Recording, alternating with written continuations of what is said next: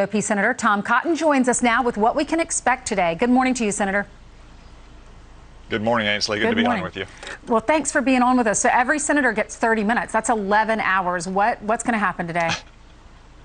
Well, I feel sorry for those kids having to sit through all those senators talking like they did yesterday as well. I think Judge Barrett is going to handle herself expertly today. She's obviously an outstanding judge and a constitutional expert. As I saw the hearings yesterday, though, I got to say, Ainsley, I thought I'd stumbled into a hearing of the Senate Health Committee, not the Senate Judiciary Committee. The Democrats kept talking about Obamacare and pre-existing conditions as if the Supreme Court's job is to make health care policy. It's not their job. It's the job of the Congress and the President. One reason that they're focusing on that is they want to cover up the continued failures of Obamacare and higher premiums, or what the individual mandate did to tax families who couldn't afford Obamacare. That's why I worked to have it repealed.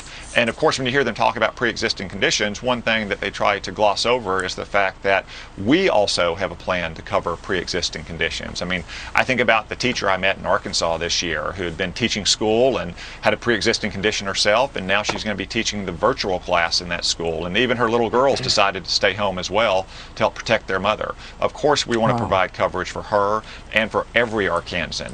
What we don't want to do is have Obamacare continue to drive up rates for every other Arkansan. But those are questions for us in the Congress and the President. That's not what the Supreme Court does, and I would suggest that Judge Barrett simply tell those senators today that you're responsible for health care policy, not the Supreme Court. One thing's pretty stark is that if Vice President Biden wins the election, things are going to change dramatically. I mean, the D.C. being a state, Senator Schumer says absolutely that's in contention.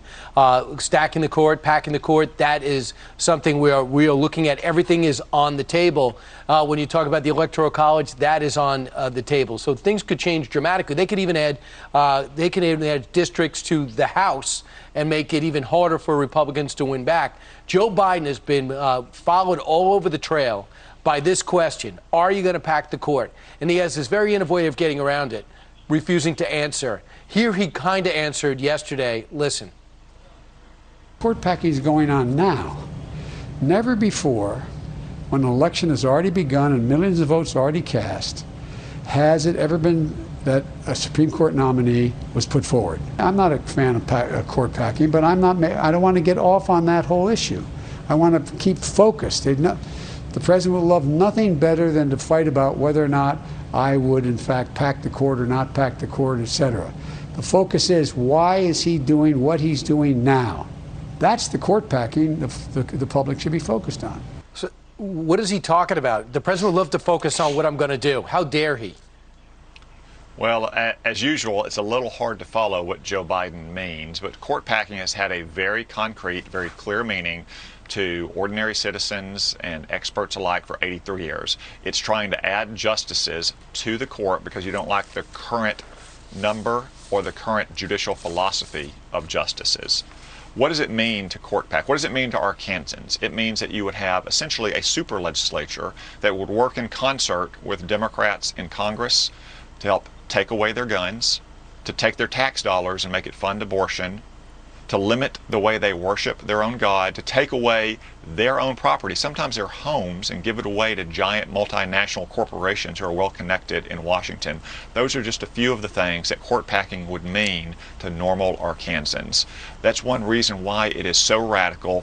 It's really only been tried once in our history in 1937, and not even Franklin Delano Roosevelt, at the peak of his powers, could achieve such a radical reform that would fundamentally undermine the Supreme Court and our independent judiciary. Right. It's time for Joe Biden to give a clear answer.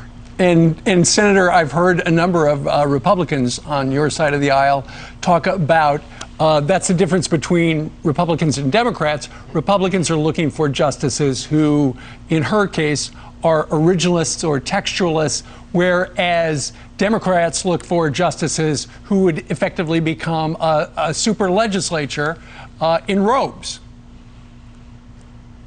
Yeah, the left in America wants outcome-oriented justices that will always rule in the liberal direction, no matter what the law says. I've reviewed all of Judge Barrett's opinions on the circuit court. I'm confident that some of her results she probably did not like because they let hardened criminals back out on the streets. But that's what the law and the Supreme Court precedent said. And she cited Justice Scalia's old maxim that if you're a judge who never reaches a result on the law and facts with which you disagree personally, you're probably not a very good judge.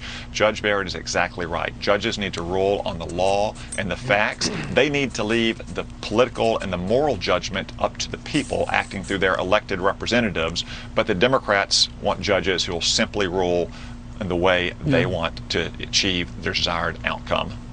Senator, thank you for being with us. Yeah. Thank you all. Yeah, do we have a couple more minutes with him? If you have one more question, go ahead, Brian. Yeah, hey, Senator, I just got to ask you about Sure. what just came down with this lockdown. The WHO says we should never do that again. It cost us $16 trillion. They told us to do it, and now they say it's unhealthy. The one who are most at risk among us pay the greatest price. Those who are poor or oppressed and farmers pay the greatest price.